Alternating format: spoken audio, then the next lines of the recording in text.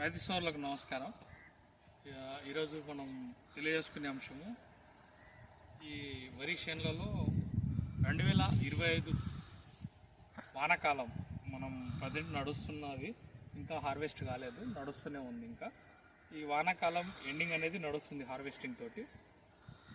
ఈ పంటలో, ఈ వరి పంటలో ఏ రకమైన తెగుళ్ళు వచ్చినాయి, ఇప్పుడున్న వాతావరణ పరిస్థితుల రీత్యా 2025 వానాకాలంలో మన రైతు సోదరుల చేనులలో ఏ రకమైన పురుగులు, కీటకాలు అనేటివి హాని చేయడానికి వచ్చినాయి, ఏ రకమైనటువంటి తెగుళ్ళు వచ్చినాయి అనేది మనం క్లియర్గా ఇప్పుడు తెలుసుకోబోతున్నాం.